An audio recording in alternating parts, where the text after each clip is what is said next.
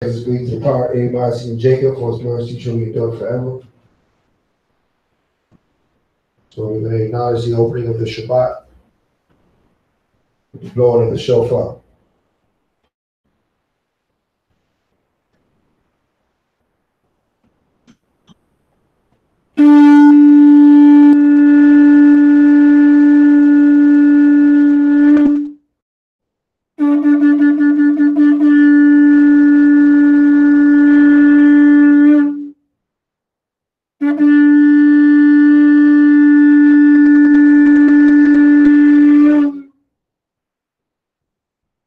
Maju Panya Yerushalayim, stand and face Jerusalem.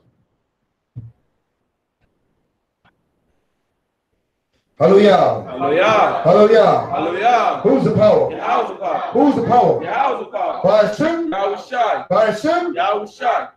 Barakatha Yahweh? Yahweh. By Hashem? Hashem. Hamashiach? Mashiach. Yahushai? Yahushai. Hawa'al? Hawa'ah. Dalanawa? Dalanawa. HaShabbat? HaShabbat. By Shalom? Shalom. The Whale? The water. The Yad? The yard. Amen. Amen. Blessed are you, Yahweh, in the name of Mashiach Yahushai, that gives to us the Sabbath in peace. Thank you, so be it. Amen. The Aisharam and Tazawat, the Ten Commandments, in Lashon Kodash. Repeat the Hebrew.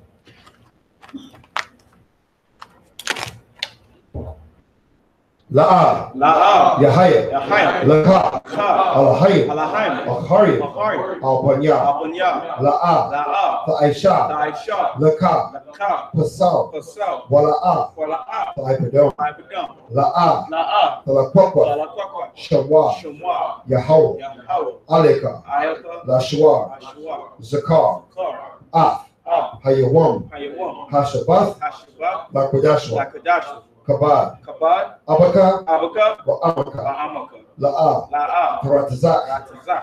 La'ah, La'ah. Tana'ah, Dana'ah. La'ah, La'ah. Waganab, Daganah. La'ah, La'ah. Ta'aino, Ta'ino. Shakol, Kol. La'ah, La'ah. Wachabad, Achaman. Kol, Kol. Asherah, Asherah. Nara'aika, Ara'aika. Bahashem, Bahashem. Hamashiach, Mashiach. Yahushai, Yahushai. Amen. Amen. The book of Exodus, chapter 20, verse 1. And the Most High spake all these words, saying, I am the Most High thy power, which I brought thee out of the land of Egypt, out of the house of bondage. Thou shalt not have no other power before me. Thou shalt not make unto thee any graven image, or any likeness of anything that is in heaven above, or that is in the earth beneath, or that is in the water under the earth. Thou shalt not bow down thyself to them, nor serve them. For I, the Most High, am a jealous power, visiting the iniquity of the fathers upon the children, unto the third and fourth generation of them that hate me, and showing mercy unto the thousands of them that love me, and keep my commandments. Thou shalt not take the name of the Most High thy power in vain, for the Most High will not hold him guiltless that taketh his name in vain. Remember the Sabbath day to keep it holy. 6 days shalt thou labor and do all thy work, for the 7 days is the Sabbath of the Most High thy power. In it thou shalt not do any work, thou son, nor thy daughter, thy manservant, nor thy maidservant, nor thy cattle, nor thy stranger that is within thy gates. For in 6 days the Most High made heaven and earth, the sea, and all that is in them is, and rested the seventh day. Wherefore the Most High blessed the Sabbath day and hallowed it. Honor thy father and thy mother, that thy days may be long upon the land, which the Most High thy power giveth thee. Thou shalt not kill, thou shalt not commit adultery, thou shalt not steal, thou shalt not bear false witness against thy neighbor, thou shalt not covet thy neighbor's house, thou shalt not covet thy neighbor's wife, nor his manservant, nor his maidservant, nor his ox, nor his donkey, nor anything that is thy neighbor's. Bahashem Mashiach Yahushai, Tuwara Tuyad, Amen. Amen. Hallelujah. Hallelujah. Hallelujah. Hallelujah. Oh, Heavenly Father, merciful power of Abraham, Isaac, and Jacob, the power of Israel. We thank you for giving us this Shabbat day. We ask you to be with us and dwell with us in this place and this time. Send thy angels to minister unto us the wisdom, knowledge, and understanding contained in thy holy scriptures. For we are those that observe the Shabbat day as a day that has been set aside from all the days of the week, a day that we are gathered together in one body, one place, and one mind unto thy high and holy name, to worship thee, O Yahweh, for thy name is worthy to be worshipped. All this we ask in the name of thy Son, Hamashiach Yahushua. Let all that have breath praise Yahweh. Hallelujah. Let all that have breath praise Yahweh. Hallelujah. Bahashem Hamashiach Yahushua. Walatim Yad. Amen. Amen. You shall be seated.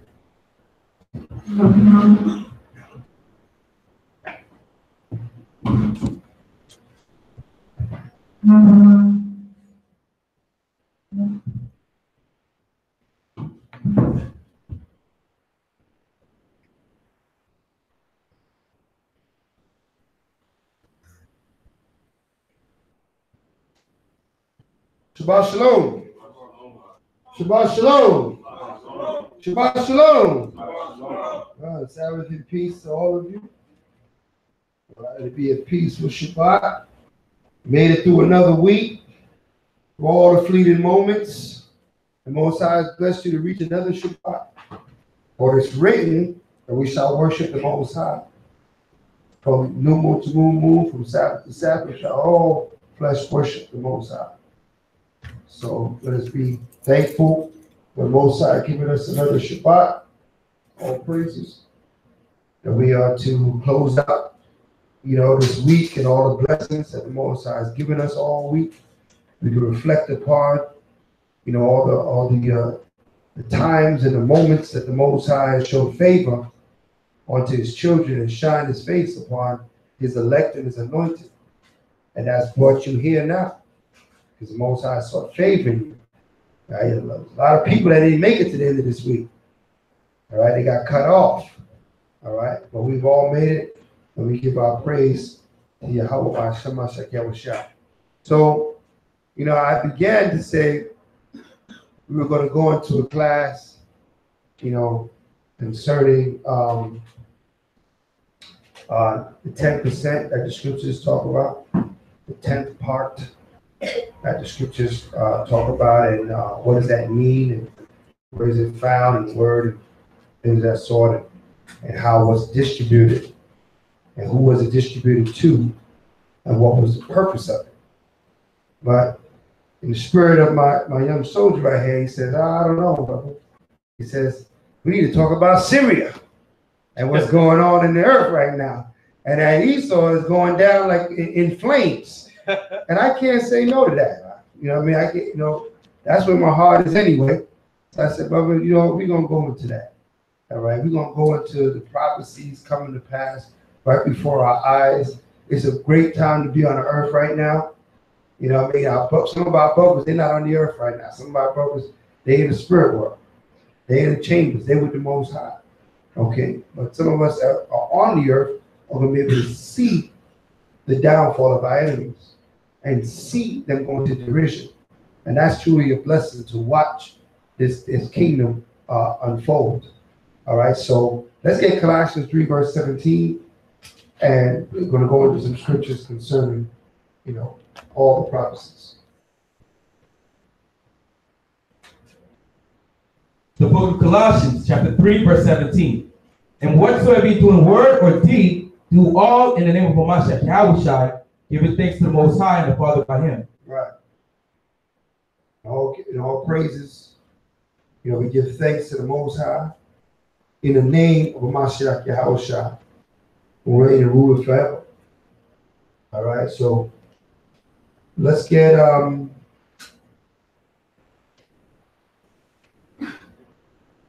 first, let's get Job 9 and 24. Start here. Because you never know, you might have people that's listening that's new, and we want to present things in a full understanding.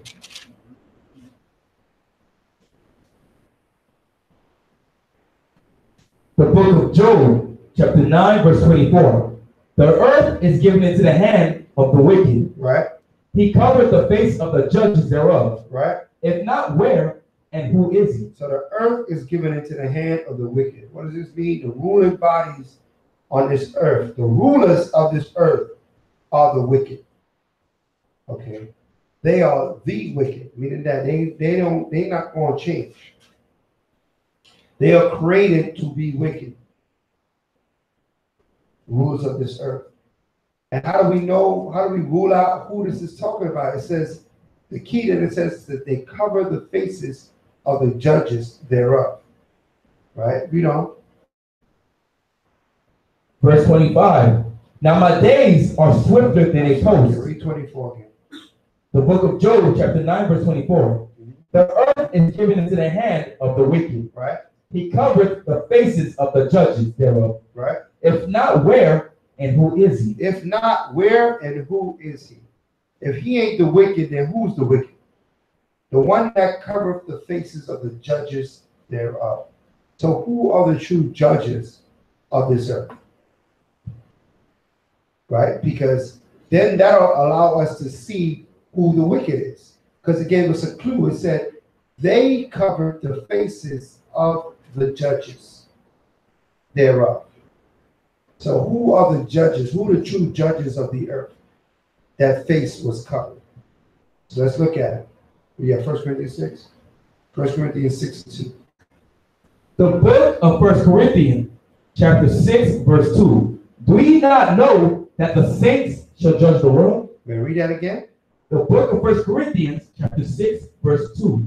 Do ye not know that the saints shall judge the world? Do you not know that the saints shall judge the world?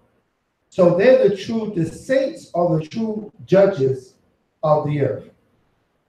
Okay, that's the true judges. So now, that should bring another question. Who are the saints? Right?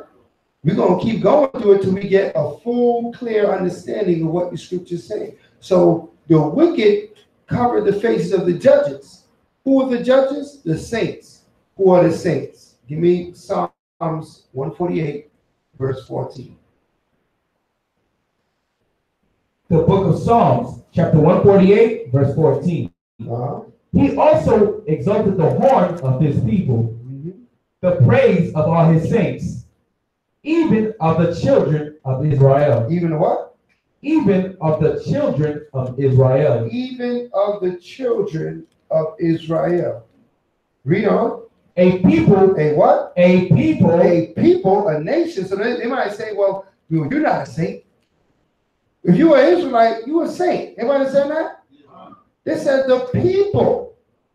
It didn't just say the ministers or the priests. They said the people are the saints. The nation is the saints. Even a people, read on. A people near unto him. A people near unto him. Give me Psalms 150 and 1. The book of Psalms, chapter 150, verse 1. Praise ye the Most High. Right. Praise the Most High in his sanctuary. Praise him in the firmament of his power. Come on. Praise him for his mighty acts. Right. Praise him according to his excellent greatness. Let me see that. 149 and 1. Sorry. Okay. Next chapter, first verse. Sorry. The book of Psalms, chapter 149, verse 1. Praise ye the Most High. Right. Sing unto the Most High a new song. Right. And his praise in the congregation of saints. And his praise is to be in the congregation of the saints. So that tells you that the saint, the whole congregation is the saints. So you're the saints of the Most High. You understand that? He said, let his praise be in the congregation of the saints. Read on. Verse 2. Let Israel rejoice in him. Let who? Let Israel rejoice in him. So the saints of the congregation is Israel. All right. Let Israel rejoice in him. Not everybody. You let them know clearly that you got to be an Israelite to be a saint. Everybody understand that? You can't just be, I'm a believer or a spiritual Israelite or one of these things that they talk about in the world that they try to pull out their hat. That ain't going down with the Most High. Nobody falling for that. You got to be of the children of Israel to be a saint. That you already ordained to be a saint just by you born as a child of Israel. Right? But a lot of our saints ain't living up to their position. They're not living up to their sainthood. Okay. They're falling off. They're falling out of the way. They've gone a wicked, rough way. All right. but they're supposed to be representing the Most High Yah. Read on. Verse 2. Let Israel rejoice in him that made him. Right? Let the children of Zion be joyful in their king. Right. Let the children of Zion be joyful in their king. So he's letting us know that these are the children of Israel. Okay, the saints. All right, no ifs, ands, or buts about it. All right, so now they cover up the faces of the judges. So who on the earth is saying they the Jew and is not the Jew? Right, the so-called white man. Okay, Khazar, right? The Germans, the Europeans, the Polish, Ashkenazi, they've all moved in and claiming ownership or claiming that they are descendants of Abraham, Yitzhak, and Yaakov, right? Now they might be descendants of Abraham and Yitzhak, but they're not descendants of Yaakov. Okay, because they're of his brother Esau, okay, which has lost the birthright, okay, because of his wickedness. Right? Give me and that's no huh? You were talking about Esau. Yeah, you go there. Mine was going somewhere there.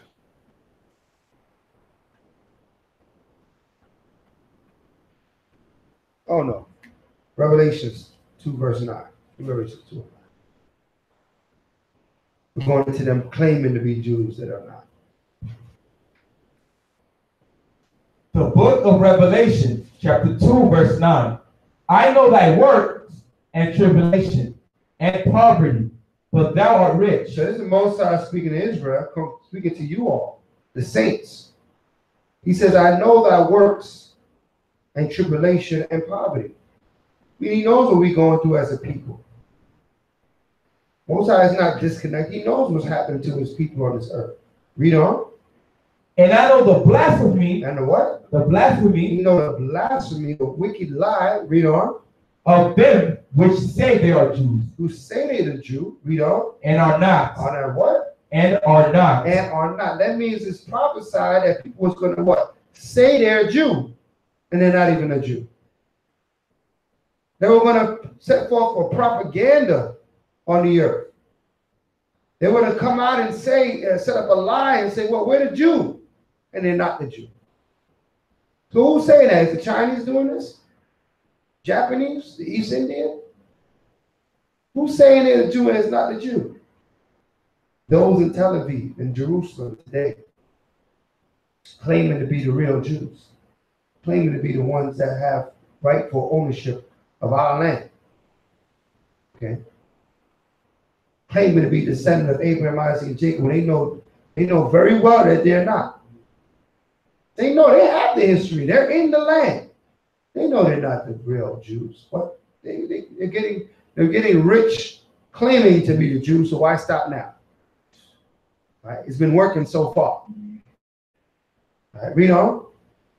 But are the synagogue of Satan. But they are the synagogue of Satan. What does a synagogue mean? Chief house. They're the chief house of Satan. That's why the Most High told us this. Give me 3 and 9. The book of Revelation, chapter 3, verse 9. Mm-hmm. Behold, I will make them of the synagogue of Satan. Who's them in the synagogue of Satan? The so-called Jew, the white man that claims to be the Jew. He's the synagogue of Satan. Okay. He said he's going to make them of the synagogue of Satan. Read on. Which say they are Jews. Right. And are not. Come on. But do lie. Read. Behold, I will make them to come and worship before thy feet. Worship before thy feet. They're going to bow down to you. You ready for that? I don't know. Some of you might say, well, I don't want them to bow. You know? I don't know. Are people ready for that? You know? You ready to have servants? You sure? Okay, man. Y'all don't sound sure. You know, I don't, you know. Huh? They can't put their lips on you? They can't kiss the boob? No, sir, man. I want my body unclean. A clean body. I feel you. Give me the patience of the saints. Revelations 9, right? And 13. Revelations 9, 13. They can bow. They can bow down, They though. can bow. Okay. I'm touching You're not even gonna walk on their backs. The book of Revelation, chapter 13, verse 9. Come on. If any man have an ear, let him hear. So now we all have ears to hear. If any man have an ear, let him hear. That means this goes for everybody. Read on. He that leadeth into captivity, right, shall go into captivity. So this is what we talking about when they say they shall bow down before thy feet. They shall bow down before thy feet because when Jacob was going through his calamity, they were the first to try to take advantage. Right? Esau was the first to rise up against Jacob as soon as he was going through something. Right? They wanted to see us fall. Remember, Esau hated his brother after he lost his birthright. Okay? And he made that abundantly clear. So we understand that this is the relationship between Esau and Jacob. This is the black and white that people talk about. And they try to come with some reasoning and understanding about it. It comes from before they even came out the womb. Before we was even a nation, we had conflict. There will always be conflict between Esau and Jacob. You understand that? The difference is we're going to be on the top end. We've been on the bottom end too long. That is conflict. You know? The book of Revelation, chapter 13, verse 10. He that leadeth into captivity shall go into captivity. He that killeth with the sword must be killed with the sword. Maybe be killed. Must be killed with the sword. Why if he repents? Must be killed with the sword. He got to be killed with the sword. And you know what this is? The scripture's going to tell you. Read on. Here is the patience. Here's the what? Is the patience. Here is the patience. Read on. And the faith. And the faith. Read on. Of the saints. Of you all, the saints. This is where you can calm down. Sometimes y'all be getting a little angry, y'all Israelites. Right? You know what I mean? Brother gets shot down, unarmed, 22 shots, reaching for the cell phone. Cats to get mad as hell. But then you got to remember to be patient. Because the Most High said, don't worry. The day is coming. The day is at hand. These people are going to reap what they sow. It's going to come to pass. So we can get upset, but then we want to go too far with it. Say, you know what?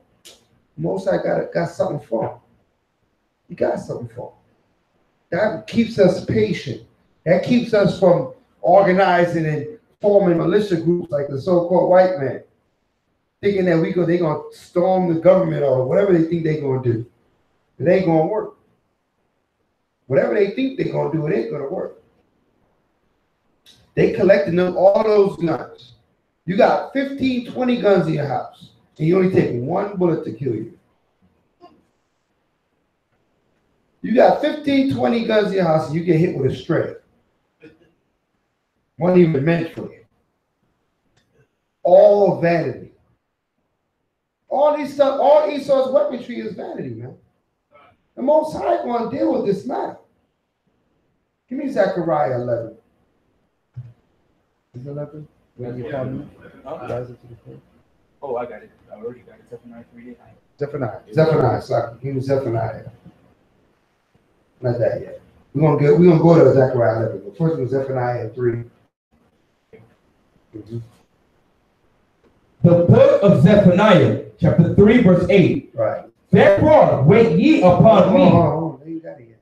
Okay. Zephaniah 3 and 8. Let them get there. You hear a lot of pages flipping.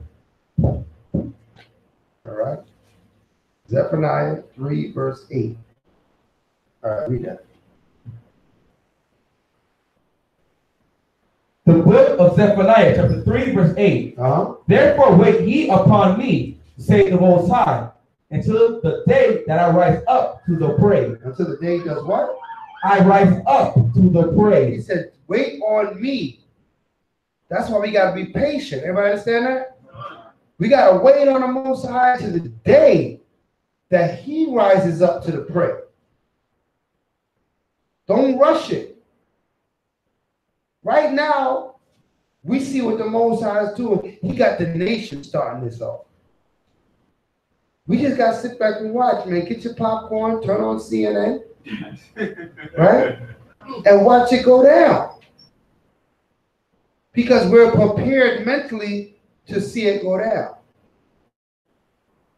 Somebody send me a text when they bombed Syria, saying, oh, we got to, pray for the young Syrians dying. And of course, it came from one of our people, right? Jake in the world. I was so heartfelt for everybody else but our own people, man. Our people getting cut down every week. Every week we getting cut down. They feeding our children drugs and guns. They got them splitting themselves up in red and blue. Where do you think that red and blue came from? Who knows where that came from? No? Where it came from? Who remembers history class? Huh? The what? Exactly. It comes from Independence Day. It comes from the red coats and the blue coats. That whole red and blue thing, crip and blood thing was set up by the so-called white men for you to go out and destroy yourselves. It was not a coincidence that they wore red and blue, right? It wasn't green against yellow, right? It was specifically red and blue. Why? Because it specifically was systematically perpetrated by, the powers that be. In the places where that we had high concentration of population. When we have a high concentration of population, what does our enemy want to do to us? Keep us what? Separated. He got to keep us separated because there's too many of them over there. So what he create? Gangs, turf wars, Crips and Bloods, drugs and guns, right? He infests that in the area, right? Poverty. He pushed that lust spirit because that's going to what? It's going to cause the families to be destroyed. So the family structure will be destroyed. It's all systematic. You got to look at this from a king's perspective. See, we always look at things from a slave perspective. You got to look at it from a king's perspective. I have a kingdom that I'm protecting. I have a people in my kingdom that's rapidly growing that I know I did dirty, right? And one day they're going to realize. I can't lock them all up. I can't kill them all. It's too many of them. What can I do to these people then? I got to weaken them from within. I got to have them self-destruct. I got to have them fight themselves, get in their own way. And then come and help them and then look at me as their hope. Right? Then come and say gun reform. Right? Then say we need stronger gun laws. Wait a second, who in the hell got a legal gun anyway? Who's trying to, what are you trying to pull? Right? But we got to look at things from a king's perspective, ones that make rules that affect masses of people. You see, we make rules that affect maybe ourselves, our household, maybe our children. Right? That's all the rules that we set forth affect. But when you set forth a rule that affects a whole city, a whole state, That's a big deal. When you set forth laws, what was that laws? Who remembers? Was it 3-2-1 or something like that? 10-20 life. 10-20 life, yes. Thank you. 10-20 life. You put laws like that out there. Well, all you need is 3 offenses and you're going to jail for life. Whether it was an offense worthy of life imprisonment or not, it didn't matter. You're going to jail for life. They were locking us up at an alarming rate. They locked so much of us up, they said, man, we ain't got no space in the prison system. So during time Obama's administration, they said, you know, we're going to overturn some of them extremely long sentences that it makes sense. Brothers have been in jail for 10, 15 years already, right? After you've been in jail for 10, 15 years, what kind of life you have when you come back out, right? Your life is forever affected now because you were in jail for 10, 20 years, okay? Come on, Central, all right? But you're in jail for all these years, you're forever affected by that experience. Okay? You don't just pop out of jail and everything is okay. You just continue where you left off. Yeah, you get your job back, get your life back. Your children grew up, wife done remarried, all kind of things that took place. You was gone. It's like you was in a box, like you was dead. Technology advanced. You don't know what's going on. Everything Google now. Right? When I was young, man, we ain't had no Google. I couldn't Google nothing. Right? I had to go to the library and figure it out. There used to be like 10, 15 Israelites in the library, downtown Brooklyn, a Grand Army Plaza, for those that know Brooklyn. There used to be 10, 20 Israelites up in Grand Army Plaza trying to get some information because there was no Google. Right? We left from class and went to the library to get that history, to get the rod fast, get that. Now you just zip on the phone. You did these 10 years. I got my journal here already. You want one? Yeah. All right. So understand you don't get these things, all these things systematically done to our people. The reason why we go into all this is you got to understand, you got to lose that sympathetic spirit. When you see your enemy going down, you got to lose that sympathetic spirit. A lot of time we got that sympathetic spirit amongst our people because they don't really know what was done to them. You see what I'm saying? They don't really know how much was done to us as a people. So they go, I feel sorry. It's the children. But it was our children. It still is our children. Okay? We have to understand that's where history plays an important role in forming our minds and our mentality on making the right decisions and understanding what the scriptures say. Okay. What's the last verse you was at? Read that Zephaniah 3:8 again.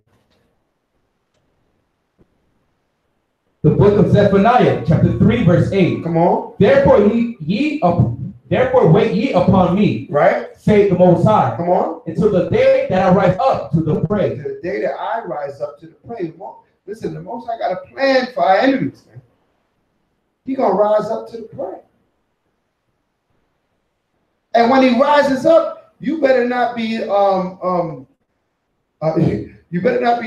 lamenting and mourning for your enemy, because the Most High might take that thing personal. We went over this last Shabbat when Aaron's sons, right, decided they was going to burn different incense in the tabernacle. What happened to them? Crispy. They both was extra crispy. Okay. What did Moses say to Aaron and his brothers and his other sons? So for Israel not to cry over the dead Aaron dead sons of what they did. Right. Why not? Why he said don't cry over them? Remember? Shamar? That's right, but they've done wickedly. Because they have done wickedly. You ain't gotta be lamenting and crying and falling out when you know they have done wickedly. That's the judgment of the Most High. So when you see the judgment now, don't get all bent out of shape. Understand that judgment must fall like the rain. It must come to pass. And that's a good thing. That's a blessing. Yeah, you know where I'm going. 2 Thessalonians 1:6.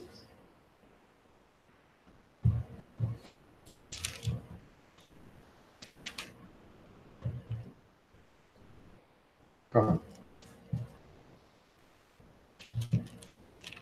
Right. The book of 2 Thessalonians, chapter 1, verse 6. Seeing it is a righteous thing with the Most High to recompense tribulation unto them that trouble you. Right. So it's a righteous thing with the Most High to recompense tribulation to those that troubled you. But, the problem is our people don't know who troubled them. They look at their own people as their enemy. That's right. Right? We're so confused, man. We don't even know who our enemy is. And the Bible tells us clearly who your enemy is.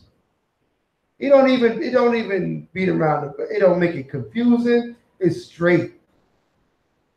It's straight. All right? Let's get that understanding of who our enemy is real quick. Give me Deuteronomy 28. Drop everything else. We're going to pick up some stuff, but let's drop that. Let's get that understanding.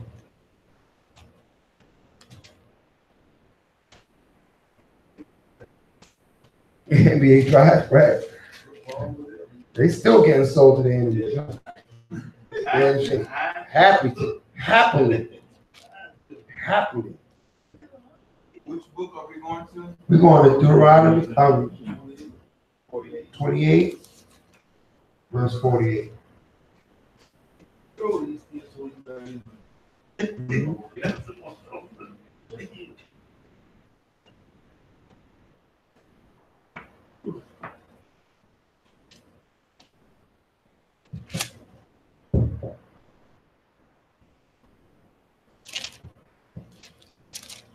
Yeah, you brought that up, man. That's a good example of slave mentality going wild, man. That damn draft, boy. That draft pissed me off every time I see it. Because, you got to think about it. Majority of these sports, right? Basketball, football, even baseball, is all our people. All these millionaires, right? They're what everybody is coming to see, right? They got one or two Edomites that can throw the ball. Maybe you might find one that run real fast. Ain't too many of them, right? Majority of these teams is Israelites, right? And they got all these millions.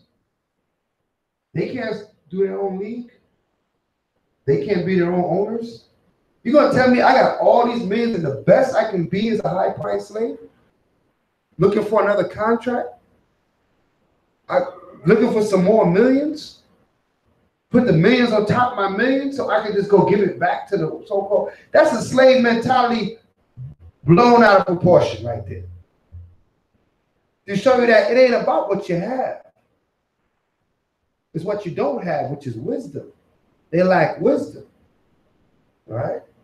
They said wisdom with an inheritance is great gain. If you got an inheritance, you got wisdom, and you got some money, you know what to do with it. You're going to look to sever this thing up. All right, boys, we need to get together. We need to be the owners. Right? But they sit back and let Jimmy John, or whatever the hell his name owners are nowadays, they just wait to get a contract. Oh, I hope he signs me. I hope he likes me. Right? Hope he chooses me over my brother. All right? They all in there, looking at each other. Yeah, he gonna choose me over you. Right? Pining to get these little handouts from our oppressor. It's amazing, how gone we are mentally. You know what I mean? How far we have to go come back. Sam, you want to say something? That's a wild one. To have that. Right. Basketball. Right. Football. That's right. And Esau realized, shoot, they got all the good players over there. We need to what? Integrate. Right? We need to integrate this thing. We can't compete. Esau couldn't keep up with the Negro League. It would be running circles around it. Could you imagine an all-white basketball team? Could you even imagine it?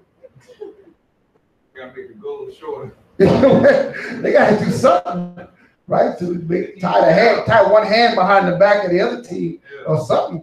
Because it would be no contest. It'd be no contest. Right? Go ahead.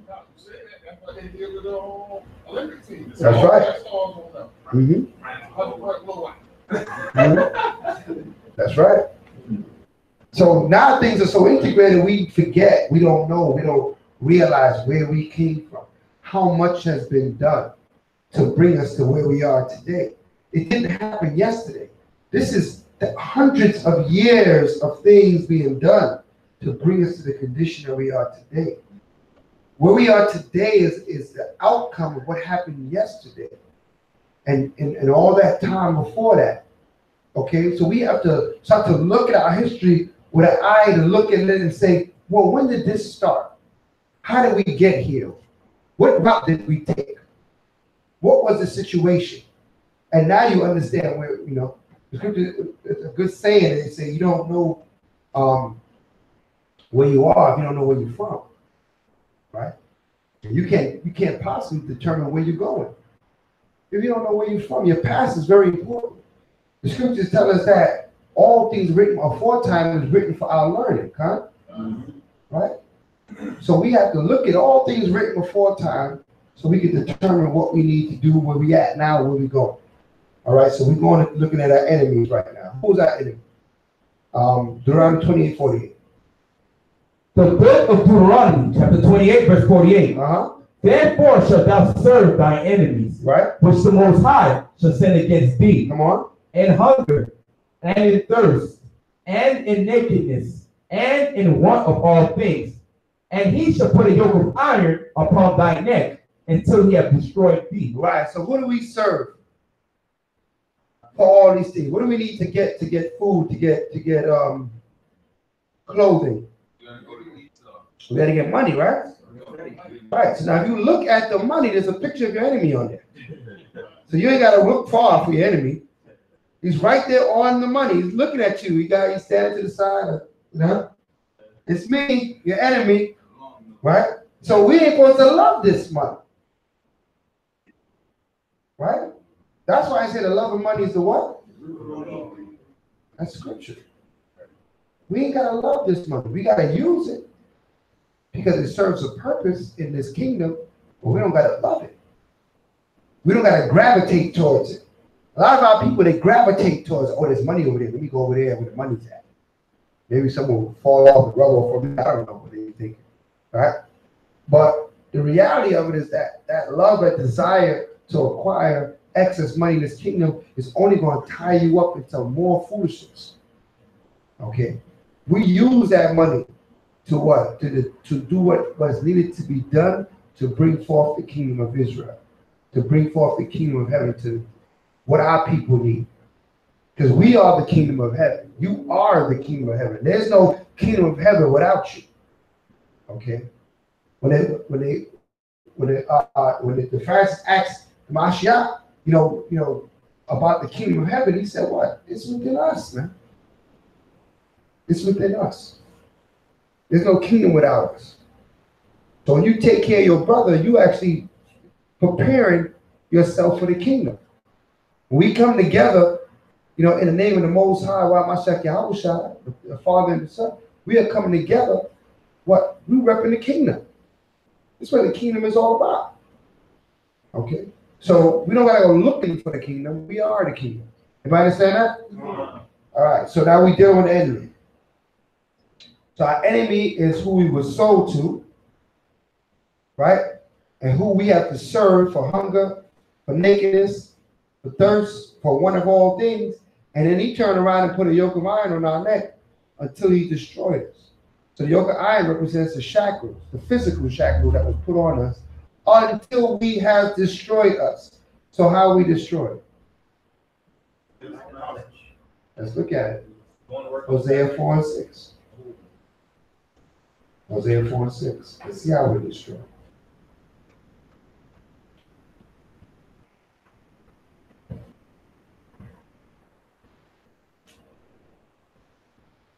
Read. The book of Hosea, chapter 4, verse 6. My people are destroyed for lack of knowledge. For lack of what? Lack of knowledge. For lack of knowledge. That's how we're destroyed. Because we don't know. We don't know.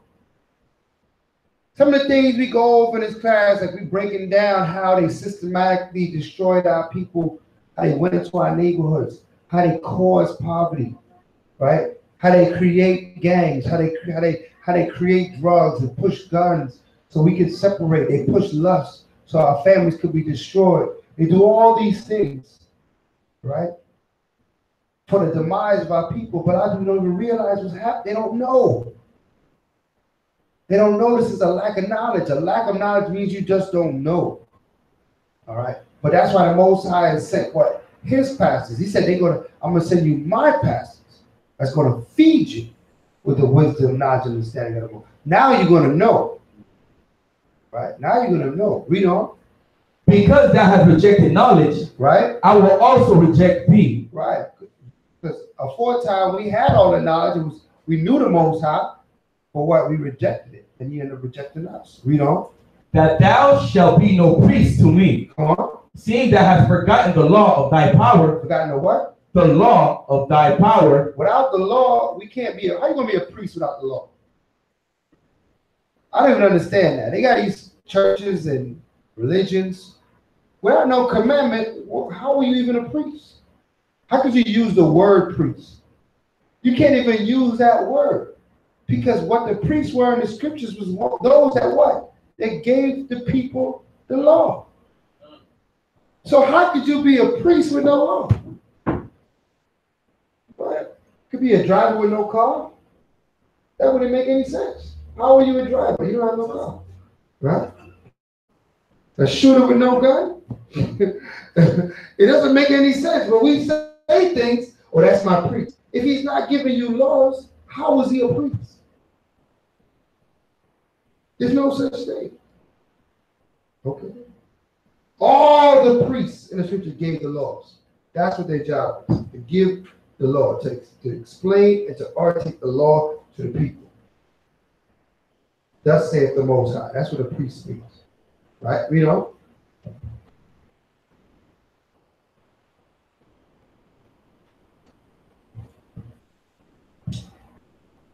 I will also reject thee, that thou shalt be no priest to me. Seeing thou hast forgotten the law of thy power, right. I will also forget thy children. Right. As they were increased, so they sinned against me. Right. Therefore will I change their glory into shame. Right. He changed our glory into shame. How do you change our glory? We went from being the chosen, right? The beloved of the Most High, right? This peculiar treasure, right? To be servants to our servants. Right? He changed our glory into shame. Right? Now it's a shameful thing that we the Hebrew Israelites. How are we the children of the Most High, His chosen, and we on the bottom? Right? When we were chosen to be on the top. When he said, I'm going to put you above all nations on the earth. He said, above all, but we below all. That's how our glory became shameful. Right? It should be embarrassing that we got to go ask Esau for a job. Right? But we gotta suffer this because what? We have sinned. Our fathers have sinned and we have borne their iniquity. That's what the scripture says. Okay? Our fathers have sinned and we have borne their iniquity. We continue in that iniquity. Shamar. Jeremiah 30 and 15. What I say? Read it. Okay. It says, why criest thou for thine affliction? Thy sorrow is incurable for the multitude of thy iniquity. Right. Because thy sins were increased, I have done these things unto thee. Right. That's why I did this to you. Because your sins have increased. That's why I did this to you. So now we understand. It's systematic. We caused it, but Esau, by all means, jumped in there. He happily performed these things upon our heads. Okay? So when his demise is coming because of your righteousness, that's why this kingdom is falling. You realize that, right?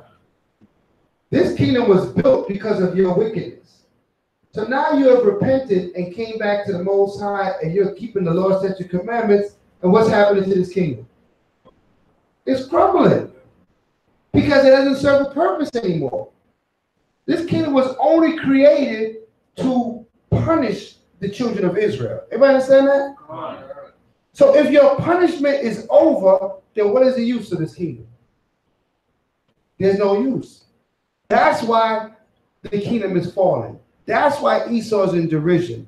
That's why he's gonna be back and forth with Syria and probably Iran. Everybody gonna get involved, right? All that war gonna break out. Why? Because the children of Israel are repenting. Because you're repenting and you're keeping the commandments. You're learning your history. You're learning your heritage. You're coming back to the Most High. That means there's no need for the punishment anymore, right? You have a child, you punish the child, but when you notice that the child has changed their ways, what do? You take them off punishment. You don't leave the child on punishment. They're not doing it. They're not doing the bad thing anymore. They're keeping it so the punishment is over. So what? You put away all the attributes of the punishment. So we have to see America fall. We have to see it fall. Because that's the prophecy of you rising. Proof. Lamentations. 122. You know I'm going. Lamentations. I was holding it for a minute. He's holding for a minute. I'll get there. Lamentations.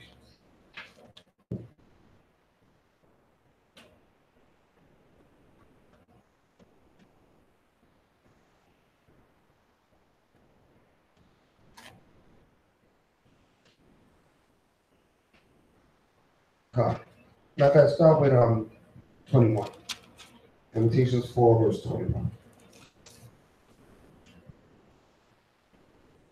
The book of Lamentations, chapter 4, verse 21. Rejoice and be glad, O daughter of Edom. Right, rejoice and be glad, O daughter of Edom. So who's Edom? Today, what is that called? It is so-called Caucasian, red people, the European, redneck, right? Cracker. You got a lot of names out here, right? Right. That's who it's talking about, right? you got a lot of titles, right? So that's the so-called white, okay? Right. Now, he told the Most High, tell him, rejoice and be glad, O daughter of Edom. Right? Read on. That dwelleth in the land of Uz. Right. The cup also shall pass through unto thee. Right. Thou shalt be drunken. And shall make thyself naked. And shall do what? Make thyself naked. What does it mean to be naked? When you're naked, you expose yourself. He said, you're going to be drunken, right? This is not drunken as in you drinking too much wine, but this is drunken that you ain't thinking straight. And your guard is down. And then you start exposing yourself. That's what we seeing going on. All his wickedness is coming out, right? Hollywood going crazy. All the, he molested everybody. Everybody getting molested over it. The women, the men, everybody get equal opportunity molestation going on in his industry, right? Everybody gets a little something, right? It's crazy. He's getting exposed though, right? He outrightly is saying that he worshiped the devil, right? He got his devil university going, right? His satanic universities building, getting a lot of new members. His Scientology, he don't really believe in the Most High. It's coming out. All this church stuff he be doing, Baptist church, and they don't really believe in the Most High. They say, all right, man, the game is over. The charade is over. I'm going to let you know that I'm the devil. He's letting you know he's the devil, all right? He went from being a homosexual to a transgender. That's always where he wanted to go, but he had to get steps. He couldn't jump from being heterosexual to trans. That's too much. You got to go through steps. Okay? You got to go through levels of fornication before you reach actually changing who you was born or whatever you want to call it now. They said, what is that? You could go, they're going to have it that the children can go in the bathroom that they identify with. Forget about where you was born. A child knows there's a difference between girls and boys. The little baby knows, oh, that's a girl. Oh, that's a boy. I'm a girl. You're a boy. That's simple enough. Now that's confusing. How many? That what?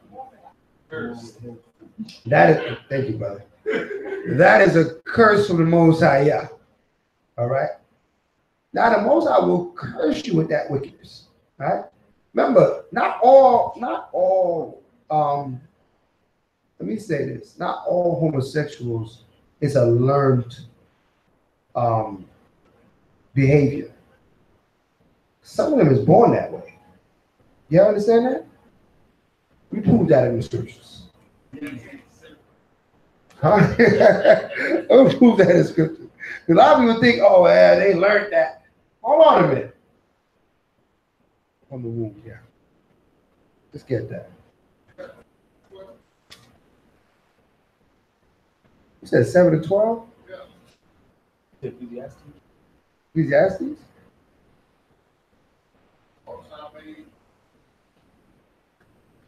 Oh, nah. You stretching that scripture, brother. You can't stretch the scripture to fit, brother. You got to get the scripture that's right on. That's right on.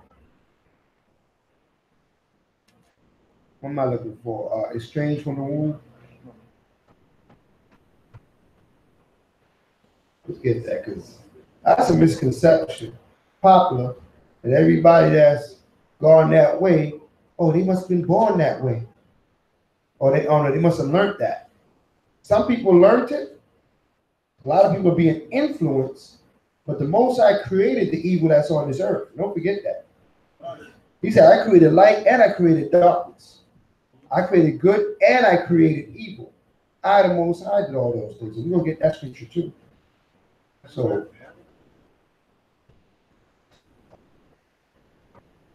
Psalm 58, verse 3.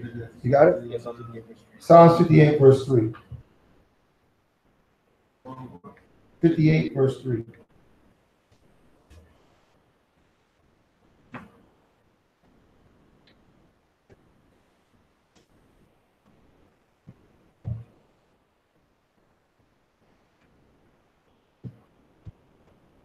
The book of Psalms, chapter 58, verse 3. The wicked, the wicked, read on, are estranged from the womb. Are estranged from the womb. What's the womb? Before they came out their mother, they was already not right. All right, go ahead.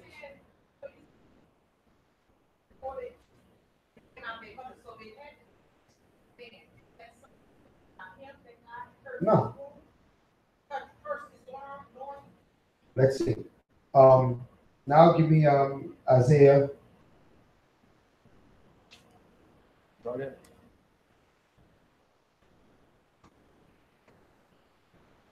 45 and 7.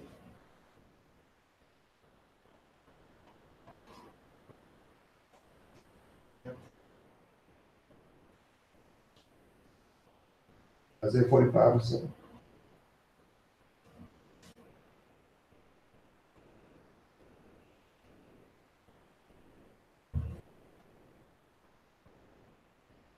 The book of Isaiah, chapter 45, verse 7.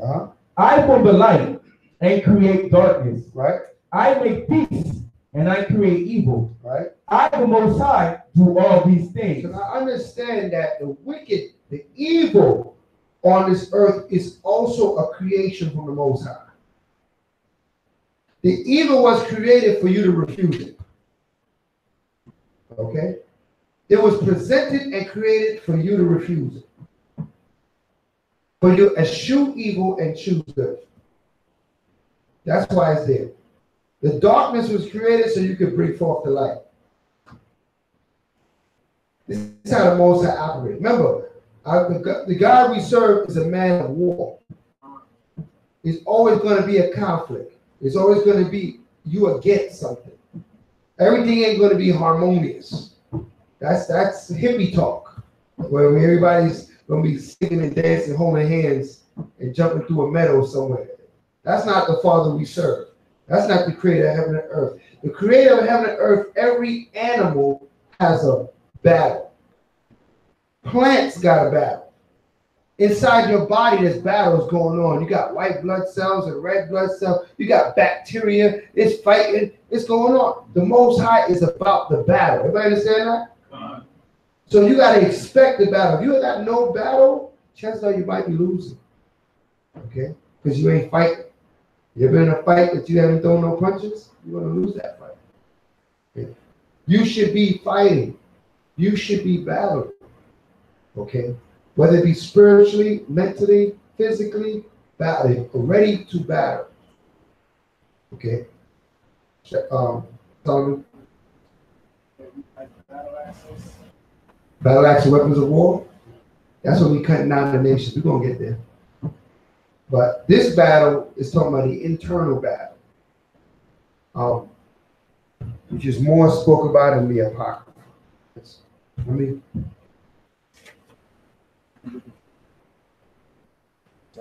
Ecclesiastes 33 and 14. 33 and 14.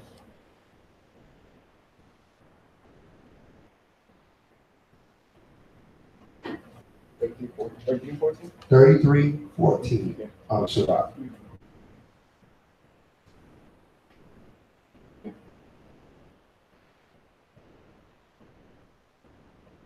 The book of Ecclesiasticus, chapter 3, verse 14. 33, 14. 33, verse 14. Good is set against evil. Right.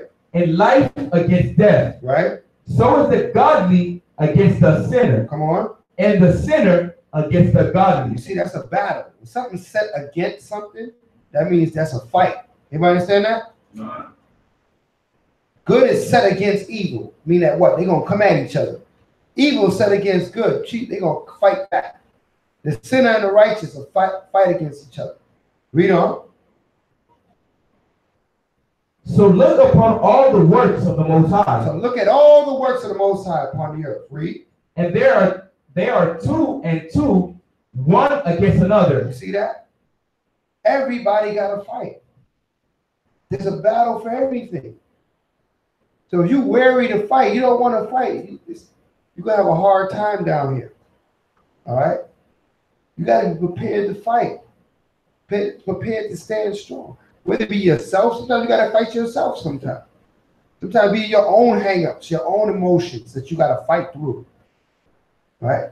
Sometimes you wake up, you want to be lazy, you don't want to do nothing, but you got to get up. And it's a what? It's a battle, it's a fight. You literally be fighting yourself out the bed sometimes, but you got to get up. If you lose, you stay in the bed. And the things that you were supposed to get done won't get done. But if you win, you get up early. And everything that you want to get done will get done. All right, so understand that the battle, the fight is everybody. Everybody's born into it. Okay, everybody's born into it. So the Most High is a warring spirit. So the wicked are estranged from the womb, meaning that the Most High brought wickedness into this earth. Man. So a lot of times you see some of these weirdos out here, they got all kind of strange spirits. You gotta say, damn, what spirit is this that the Most High is allowed amongst us, right? But we still cuss that spirit because we know the Most High created evil for us to what? Eschew it. He didn't create evil for us to go with it. He created evil for us to cut it down. All right? To condemn it. All right? They created to be condemned. That's why I said it's possible for the Most High to make one vessel to honor and one vessel to what? Dishonor. Most High made certain vessels on this earth that's going to be dishonorable. like he hermaphrodite or whatever. That's a dishonorable vessel right there. Ain't nothing good coming out of that. Okay? So we understand that. The quicker we understand that, the more we understand what we need to do as righteous vessels. Stand up against wickedness. Don't be afraid. All right? Don't be afraid to stand up. Greg, you say something? 12:14. The battle, right? In the armor, flesh and blood, but against principality and powers. That's right. That's right. Absolutely. You know what I mean? That's where the struggle is.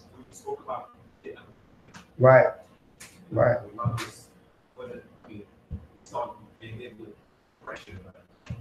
Yeah. Yeah.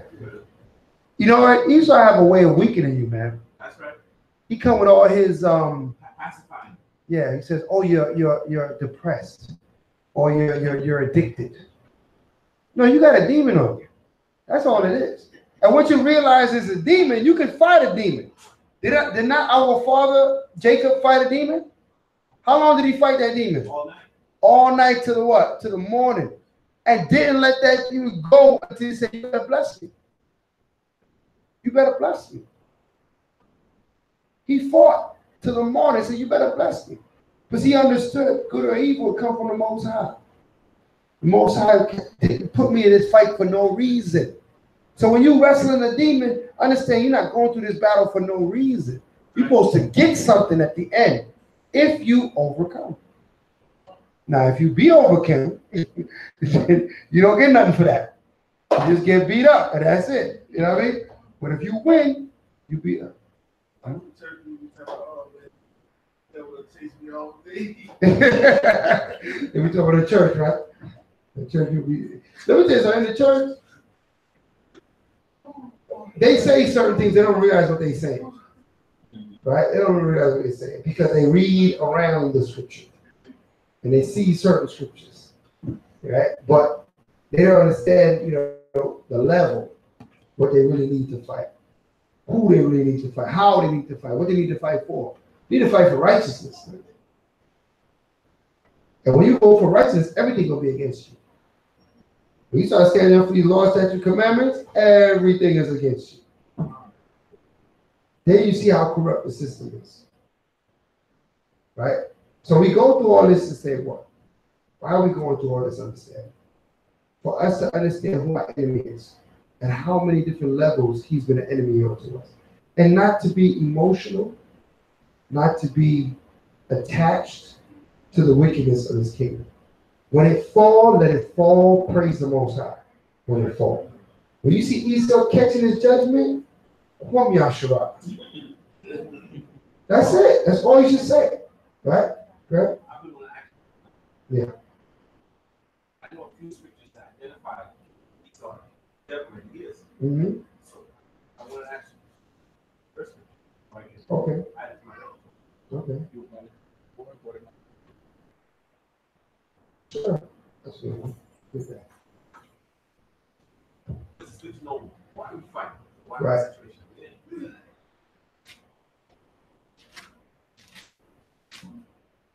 You are Isaiah 14. That's the head killer right now. But we'll go ahead. Malachi 1 and 4. Uh-huh.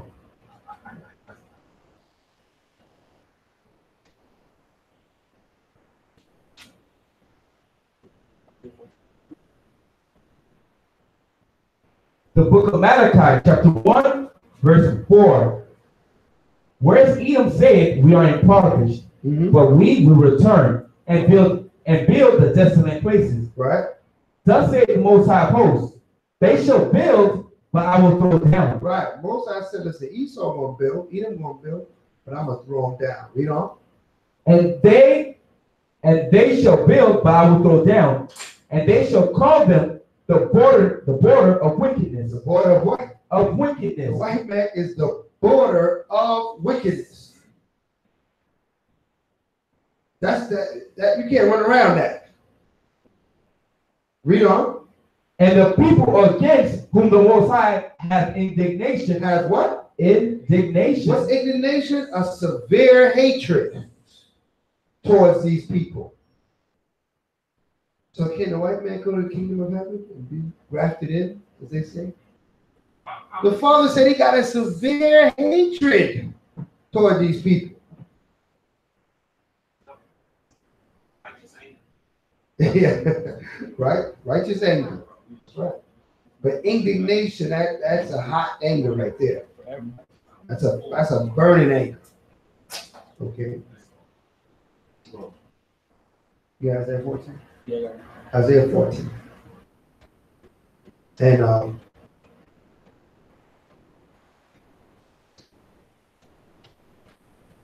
got one in Ezekiel 25, 13, when I should stretch out my hand against Edom. I will lay out my vengeance on Edom through my people.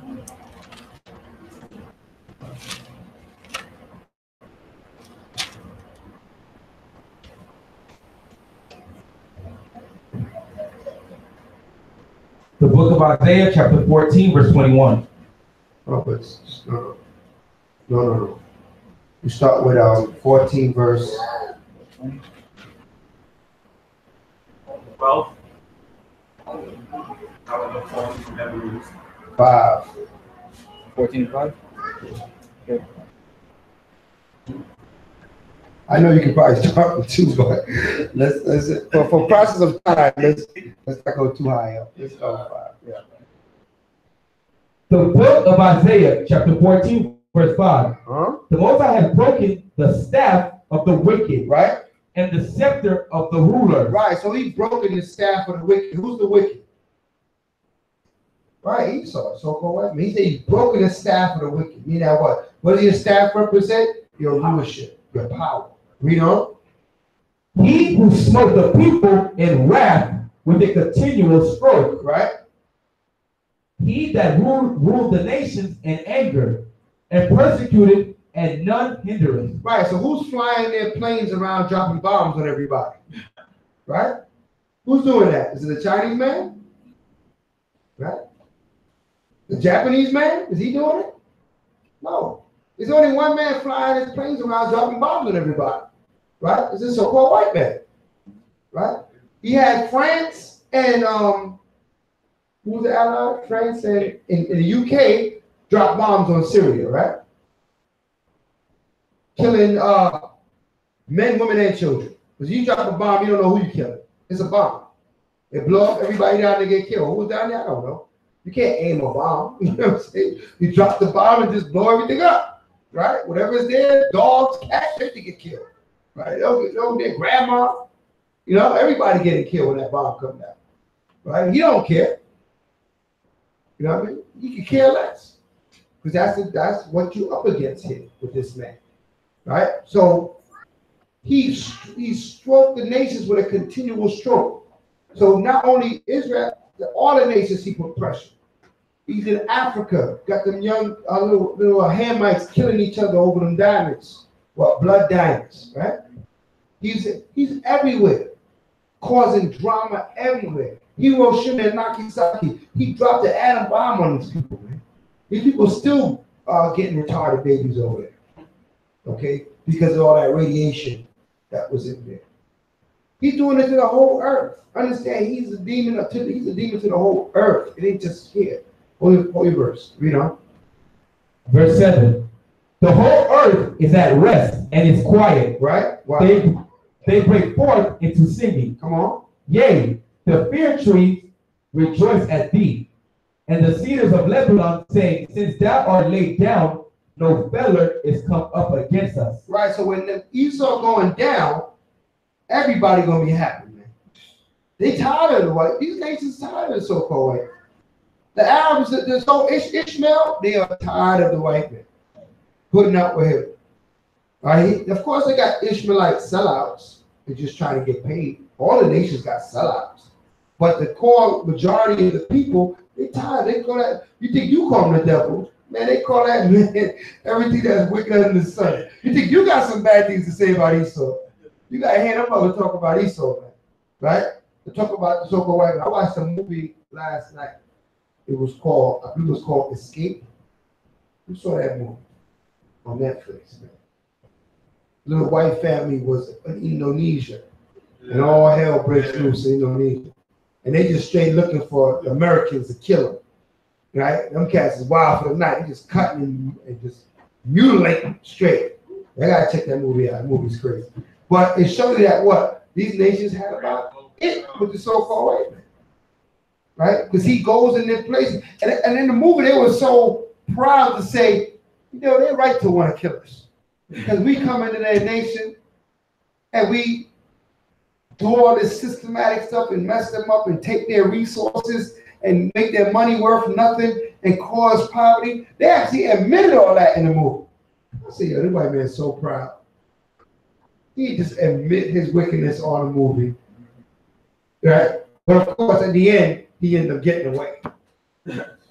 Right? He always gets away at the end. He ain't gonna get away at the end now. You see what happened in what Douglas High School? They didn't get away at the end. Right? At the end, 17 didn't make it. You know what I mean? That should be a better movie. You know what I mean? But that's just me. But you know, the happy ending is that when our enemy gets destroyed. Okay? It's not when he makes it through with his family. Right? Read on. Verse 9. Hell from beneath is moved for thee to meet thee at thy coming. Very important you understand that scripture right there. Hell from beneath is moved to meet thee at thy coming. Who's hell from beneath? You are. Hell from beneath is moved to meet thee at thy coming. So as Esau is coming down, you're coming up. He's coming down, you coming up. Hell from beneath is meet thee at thy coming. Why are you hell? Why are you considered hell? Why is that? Because what? At the bottom. Scripturally, why are you hell? There it is. What scripture is that? Sword in hand. I know you get a quick scripture. I'll give you the scripture. Let's get it real quick. Isaiah 5.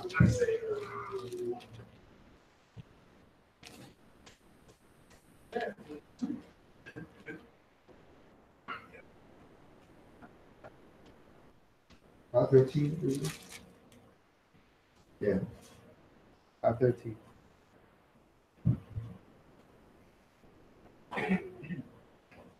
The Isaiah chapter 5, verse 13. Come on. Therefore my people are gone into captivity because they have no knowledge. Right. And their honorable men are famished. Come on. And their multitude dried up with thirst. Right. Therefore hell has enlarged herself. Come on. And opened her mouth without measure. Right. And their glory, and their multitude, and their pomp, and he that rejoiceth shall descend into it. So we all went into hell. So let's go back to 14. So now we know who's in hell. When we went into captivity, we went into a condition called hell. Okay, that's that condition. But we coming out of it. Okay, we coming out of it. First, we're coming out of it mentally, spiritually. Because we were such deep into captivity, we didn't even know who we were. That's how deep a captivity went into. And we lost sight of who we even are. We just thought we were just slaves and that's it. You know what I mean? That there's when they teach us so-called black history, they start with slavery and move forward. Right? That's all we get.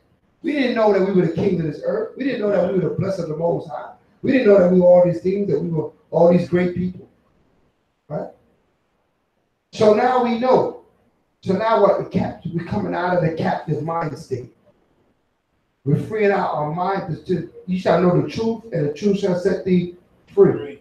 So now you're free in your mind and your spirit, and your body's going to follow. All right? Read. The book of Isaiah, chapter 14, verse 9. Hell from beneath is moved for thee to meet thee at thy coming. Come on. It stirreth up the dead for thee. Right. Even all the chief ones of the earth. Come on. It has raised up from their thrones all the kings of the nation. Right, man. Things going to change because you waking up. You coming up, he's going down. Read on. Verse 10. All they shall speak and say unto thee, art thou also become weak as we? So you're going to look at the white man and say, man, you ain't too strong anymore, are you? Have you become like us? You became weak like us? Read on. Art thou also become weak as we? Uh-huh. Art thou become like unto us? Come on. Their pomp is brought down to the grave. Their pomp, what's that pomp? Being pompous, being proud. It's brought down to the grave. They got nothing to be proud about. Read on.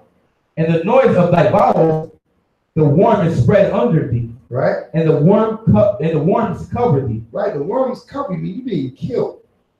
Esau's going to be killed on such a rapid pace. The worm is going to cover him.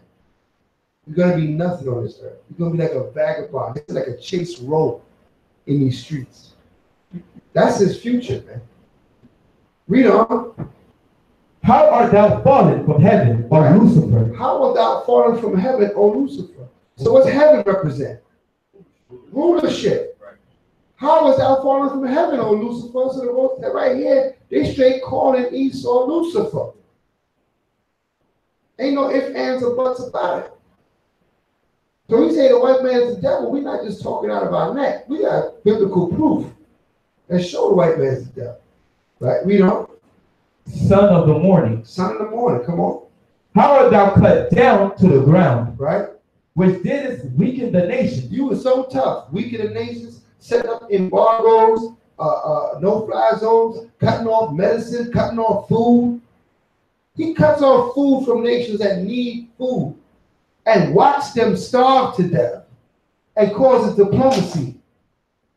Medicine, he put he got the CDC where they create diseases, right, in Atlanta, right? They quote unquote create cures. No, they create diseases and the antidote. Okay? They create the problem and the antidote. That's what they do there. That's what they spend all those millions of dollars in that. So they create disease and create the antidote. And hopefully they check things out and they test it on people. Where you can the old Tuskegee experiment come from? He's been doing it that long, infecting all those men with syphilis just to see what's going to happen. Right? Forget about their families, forget about their livelihoods, forget about all that. Let's see what's going to happen. Right? But they don't hold themselves guilty to any of these things. They're innocent. Okay? So now, Lucifer is going down. Satan is going down. He lost his power. Read on. Verse 13. For thou hast said in thy heart, I will ascend into heaven. Right? I will exalt my throne above the stars of the Most High. Right? You want to set up space stations. You want to be above the stars. You want to go live up in the stratosphere. Right? You're not living in no stratosphere, homeboy. You ain't going nowhere. Right? You ain't going nowhere. This earth is going to be your grave. You ain't going nowhere. All right? Read on. I will sit also upon the mount of the congregation. He's going to sit on the mount of the congregation. You know what? I'm going to sit in Jerusalem.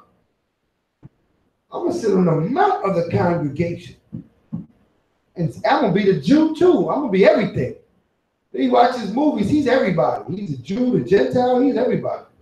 We don't exist. We don't even exist. Say, damn, you everybody? How you everybody? Are you the South African? You everybody. Read on. In the sides of the north. I will ascend above the heights of the clouds. I will be like the Most High. There you go. You want to be God. I will be like God. Right? That's what's in the spirit, right?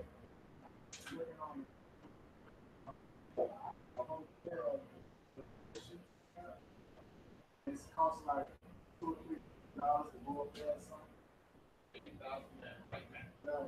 They got a hotel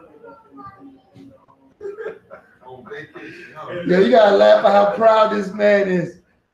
So he got a damn hotel up there, right? I can't wait till the boat that damn boot that damn thing. I think a big boot gonna kick it, and it's just gonna fly away. That's it. What was in that hotel? You never see him again. Because it's just he's so arrogant. You know, he think he's the Most High. He think he's God. He really is convinced on that. He think he's God. All right, read. Verse 15. Yet thou shalt be brought down to hell. To the sides of the pit. He shall be brought down to where? To the sides of the pit. Meaning he will be brought down to hell. So what condition he's going into? Captivity. Super captivity. The scriptures say he double. I don't even know what double, what it even mean, but you're gonna find out what it means. He's gonna get double what he has given. He's done so wicked, so much wicked on this earth. I don't understand what's gonna happen to him, but it's gonna be pretty bad. Okay. So understand these scriptures let us know that what is prophesied, his demise is prophesied. So who are we to stand up and say, oh no, we want to join hands with him. We want to unite with him. We want to get him to repent and come to the kingdom. That's not us. That's blasphemy. That's a wicked thought. That's a wicked act to say something like that. You have turned away all, you set the words of the Most High at naught when you say things like that. Right? When you say that he's going to come to the kingdom and you know, we're going to be dwelling together. Like Martin Luther King said, little white boys and black girls. That's blasphemy. The Most High don't have that intention. His intention was to use these nations to whip your behinds until you get right. And now you're getting right. So then listen, they have no servant of use anymore. Back to the servitude. That's what they're supposed to be anyway. But he's special amongst the heathen. Get Book of Obadiah. Yeah, he's special. We got a special way we're going to deal with him. All these nations got to serve. But Esau, he's special. He got it. He got it. 18, right? Yeah.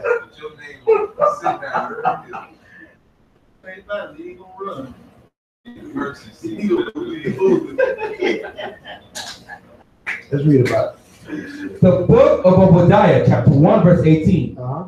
And the house of Jacob shall be a fire. Right. And the house of Joseph a flame. Come on. And the house of Esau for stubble. That's right. House of Joseph. Man. Our northern tribes. Man. We can't do it without our northern tribes. Man. We need all the tribes, all 12 tribes together. All right. I always tell people, man, when I went out to San Diego, and it was deep out there, man. Issachar, Israelites, deep in San Diego. Oh man, that was one of the more beautiful things I ever seen in this troop, man. The cats was like, Shalom, Holmes. I was like, say the word. Issachar, deep Israelites. Coming up on the eastern, on the east, New York, Florida. We see one or two Issacharites, We see Ephraim, we see Manasseh, we see, Reuben, even Gad. We get to see some of that. But Yashakar, as Israelite, we see Issachar, but they don't talk to us. You know what I mean? That separation spirit is there, man. They just stick with their own, But that's all right, because we're gonna need just need a few good men over there. Let them wake them up. You know what I'm saying? Let them be woken up. You know what I mean? But to see Yashakar deep in San Diego, man, setting up Komya Shiralas and everything. I was like, yeah, most high work is being done on this earth, man. Israel waking up all over this earth, man. We got our little groups and we got our schools, our camps, things of that sort. And we see some brothers, but you gotta understand the most high work is global. Right? It's global. Brothers is just waking up everywhere. You know what I mean? And they come into this truth and they waking up and they're gonna do this work. They're gonna keep these commandments and we're gonna get out of here, come. That's what it's all about at the end of the day. You know what I mean? That we get out of here. All right. We prefer, salvation over anything that this nation can give us. Right? Any kind of blessing inside this captivity, that's all it is. A blessing in captivity. It's like, you're in jail and somebody bless your commissary. so you can buy some extra, cookies or something, right? Some Slim Jims or something, right? But you went out of there. If you had a choice, you was locked down in prison. You had a choice to, put 2,000 in your commissary, or I let you out of here. What you gonna choose? Get me out of here. I'll let you out of here, but I ain't giving you no money. I don't care. Let me out of here. You know what I'm saying? I just want to get on the other side of that ball. That's the mentality we gotta have in this kingdom. No matter what blessing we get in this kingdom, it could be a house, car, clothing, whatever we get, you're getting a blessing in captivity. You gotta prefer your salvation over anything you get down here. Everybody understand that? When you pray, don't forget to pray for your salvation. Don't forget to pray to leave. Because sometimes we can get caught up with the immediate desire, the immediate thing that we need. And we might forget, but the scriptures say, in the land,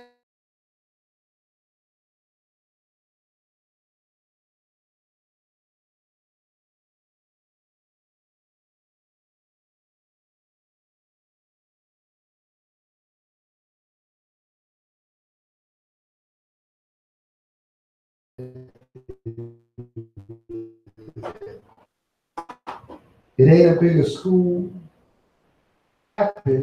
so we can get out of here. Satisfied in captivity. Okay.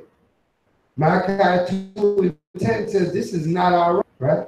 America is not our right. Trinidad, Haiti, Dominican Republic, Puerto Rico, Mexico. That's not your rest. We are Hebrew Israelites. We're from Jerusalem. Israel is our land. That's our land. When we back there in rulership, that's where we at rest. Everybody understand that? We're going to go 2 more verses and wrap it up. Huh? You at? Finish what you're reading.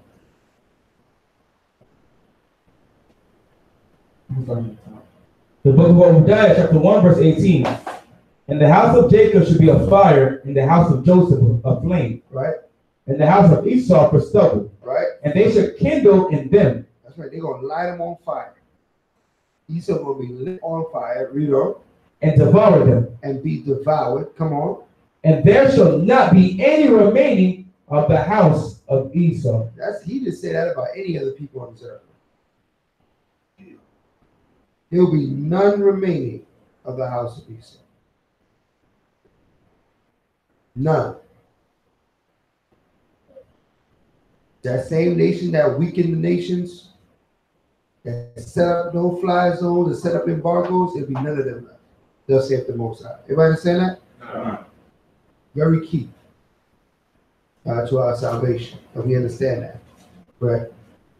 Does that time comes in after Isaiah 14? Right. After he got to do his punishment first. He got to serve his captivity. And when he's done serving, we're done with him. My understanding is it's 1,000 years. About that, 1,000 years, yes. About 1,000 years.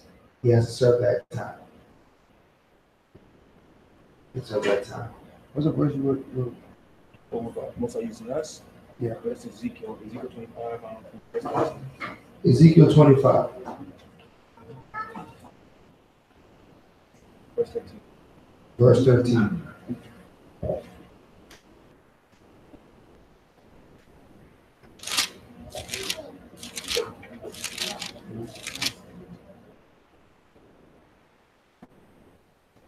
The book of Ezekiel, chapter 25, verse 13. Come on. Therefore, thus saith the Most High, I will also stretch out my hand upon Edom, right, and will cut off man and beast from it. Mm-hmm. And I will make it desolate from Teman, and they of Dedan shall fall by the sword. That's it, man. He said he's going to stretch his hand out and make it desolate.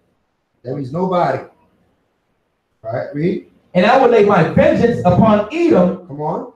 by the hand of my people. By the what? By the hand of my people. Well, you're gonna be get a little something.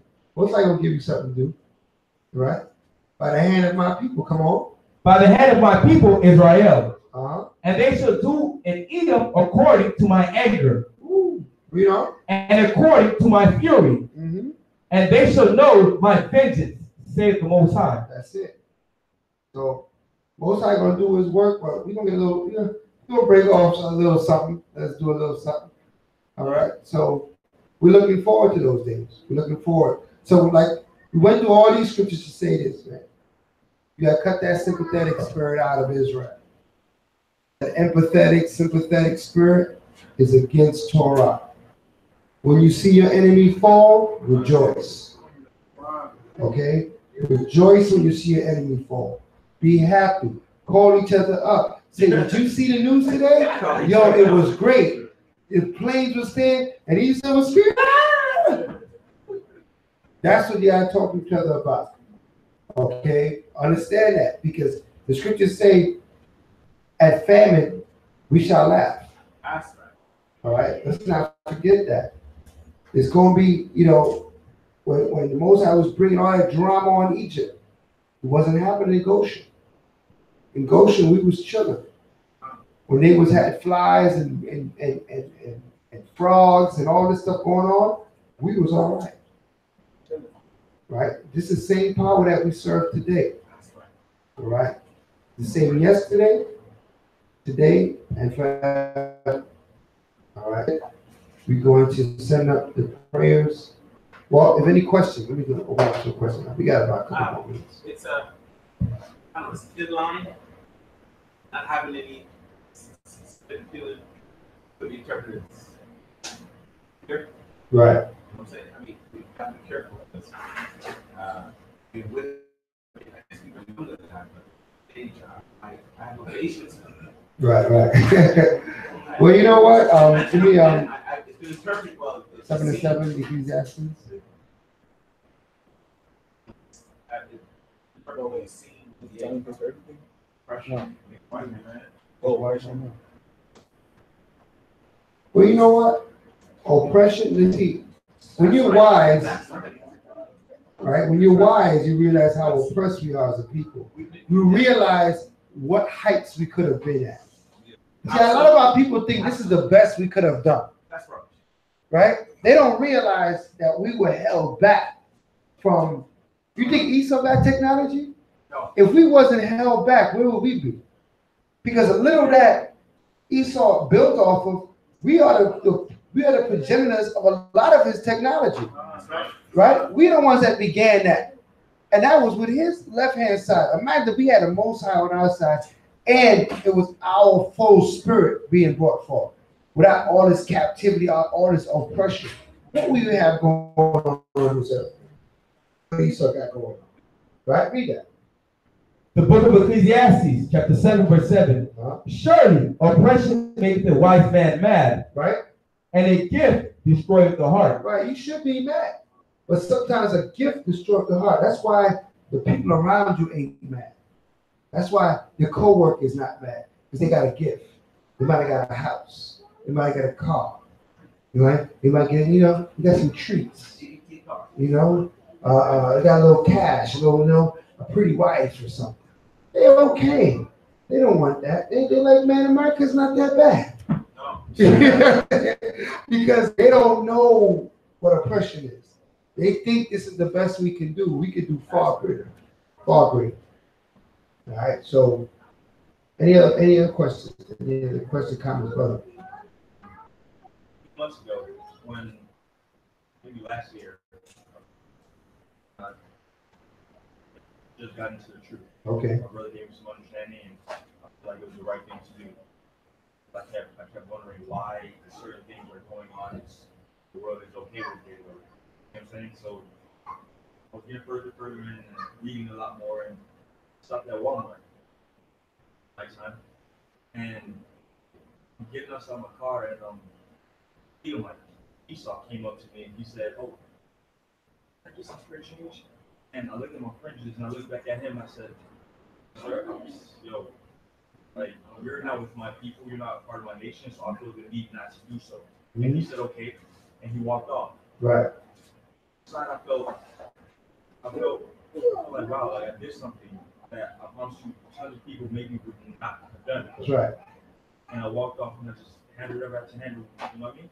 Mm-hmm. So I just feel like, was that wrong of me to do such a thing and say something like that to him? No. Because this is the empathy. This is what this class is about. That empathetic, sympathetic spirit that's in us as a people. We're a loving people. But we're supposed to be amongst our own. That love we're supposed to have is for your own. We've been infiltrated and diluted with all these other nations. So, right, Christianity. Loving him more than you love your own. Love your own self. Scripture say this. Give me Ecclesiasticus 12. Yeah. You already there? Yeah, I was just looking at it. Okay. Read that real quick. The book of Sirach, chapter 12, verse 7. Check this out, bro. Give unto the good and help not the sinner. No, start from the one. Okay. The book of Sirach, chapter 12, verse 1. Right. When thou wilt do good. When thou wilt do good, like you want to do good, give your charity, right? When thou wilt do good, read on. Know to whom thou doest it. It ain't random. Know to whom that thou doest this good to. They teach that random good that, oh, I gave at the office. There's people you can look at, your people that need, give to them. Right? Give to them in the name of the Most High, let them know that, they're Hebrew Israelite, and here's this charity I'm willing to come give you. Because if you gave the charity to this man, then you don't have charity to give to that next man. You feel what I'm saying? You can't give everybody. So read on. So shall thou be thanked for thy benefit. So shall I be thanked for thy benefit, for what you have done. You're going to be thanked, really be thanked. But let's see by who. Read on. Do good to the godly man. And thou shalt find a recompense. Right? And if not from him, yet from the Most High. You see that? So if you go give that, right, you go look for, you know what? Brothers need this. Or I know a brother that need this. Or I know a sister that need this. Do good to that brother, that sister that need. Right? Hold your bread for that brother, that sister that need. So that when you do good to them, the Most High gonna bless you. You see what I'm saying? Read on. Verse 3. There can no good come to him that is always occupied in evil. You want to give to somebody that's occupied in the street, they probably fraud. Who knows what they dealing with? Right? There's no good to come out of that. Read on. Nor to him that giveth no alms. Right, come on. Give to the good to the godly man, and help not a sinner. Read on. Do well unto him that is lowly. Right. But give not to the ungodly. Come on. Hold back thy bread. Do what? Hold back thy bread. That's right. You held back your bread. Read on.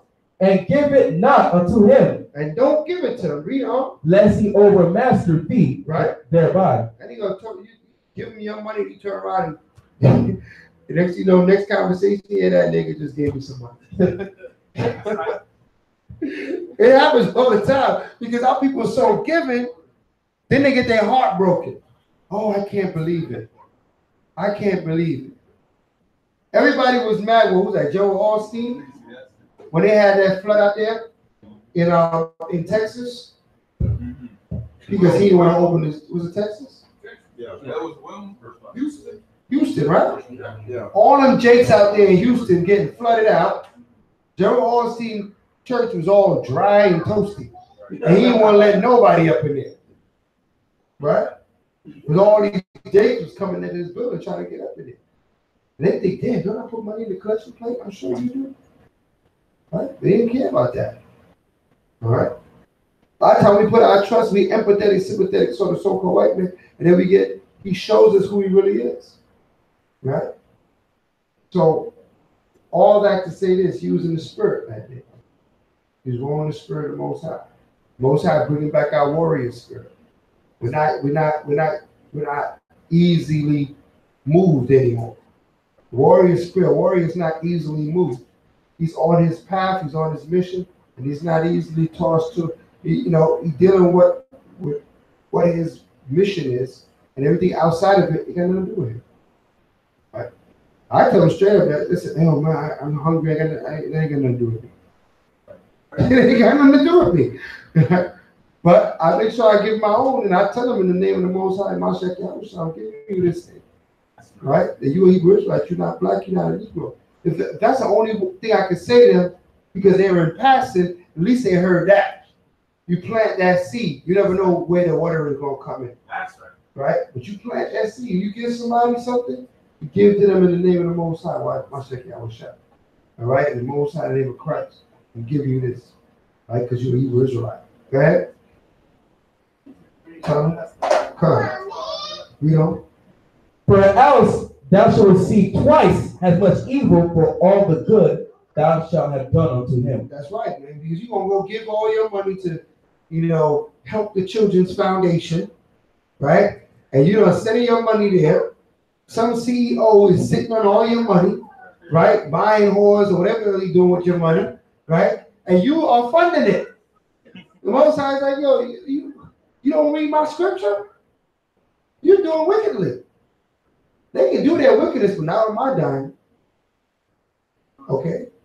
The scriptures say, bring not the price of a whore into the house of the Most High. Right? You can't, there's such thing as dirty money. And we don't want nothing to do with that.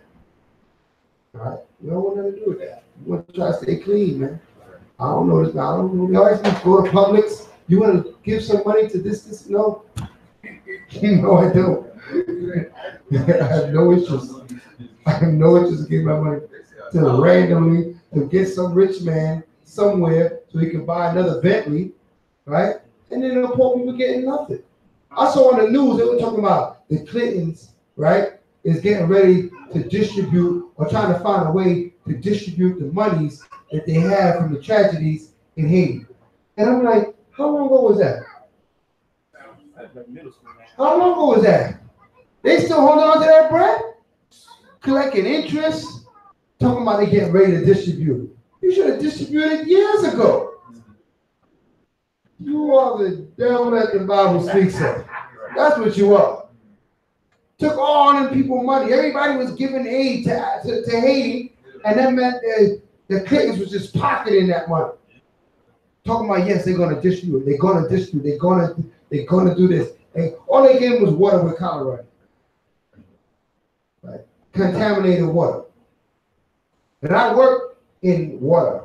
I work for the water department. So I know that is a common, how cholera gets in water is because sewage mixes with the water. And they don't chlorinate it enough. Therefore, typhoid and cholera ends up in the water. So that's why that water had cholera in it. They try to act like they didn't know where it came from. Because you give these people water that was mixed with what they call reuse or reclaimed water. This is water that was supposedly clean.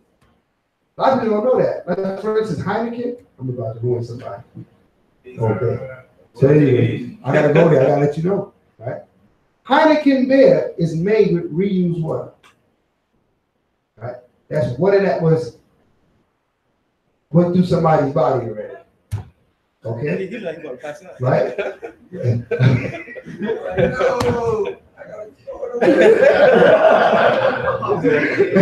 Sometimes I hate to be the bearer of bad news, but I gotta let my brothers know. I gotta let my sisters know. Listen, pass on the Heineken, right? Coors also is made with reused water. Those two beers are made with reused water. And they got the nerve to boast about it in their plant where they make their beer. So they're not hiding. This is not hidden knowledge.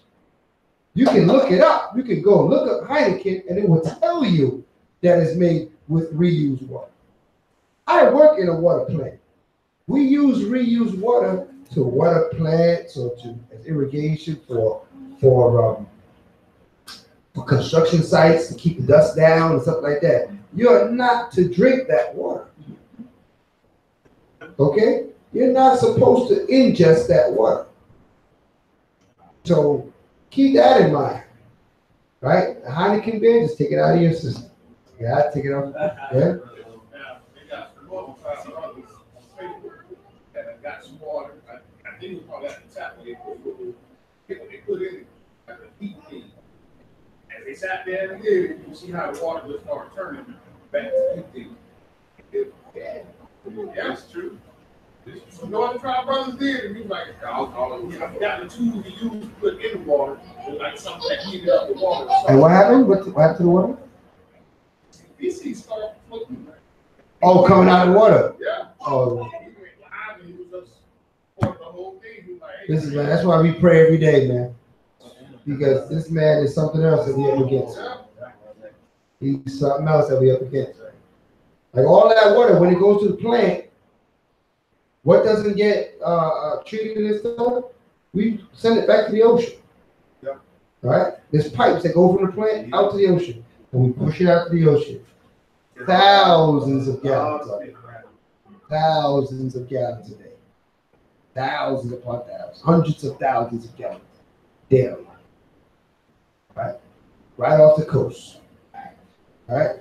So understand that, you know, our excrement that comes out of man, the earth is supposed to go into the earth. The earth recreates and breaks it down back to elemental stages. That's what the earth do. That's what's supposed to happen with it. It's supposed to be put into the earth. And the scriptures tell you that too. It's supposed to go into the earth. All right? And the earth breaks it down back to its elemental stages. When you have water, you keep it alive. What the earth does, it allows it to die and become dust. It becomes like the earth. But when the water is in it, it keeps alive. It keeps the organisms alive. That's what water does. Water brings life, right? It brings life to good things and it brings life to bad things too, but it brings life, period. Yeah. Right? So that's why this is so dangerous. You know what I mean? Because it never goes to the point where the water is extracted. So the life is never extracted from it. It's changed through chemical, but these chemicals, every chemical that's liquid is part water. Right? No matter what's in it, it's part water. And water keeps things alive. So with that being said, let's just throw it out there to understand that no more Heineken, right? No more course. No more course if you drink it, right? Those are only two beers that I could say for sure do this thing. Okay? So pretty sure there's other liquors and the other bottle things, but just be mindful of it. Done? All right. With that being said, and Madrim will put you on your Rasham, stand and face Jerusalem, instead of the Mashat Plau, the Lord's Prayer.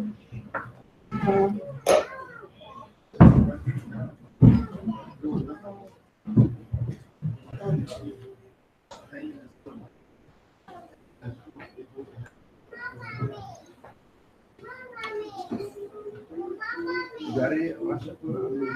Yeah, I got it. You got it? I remember.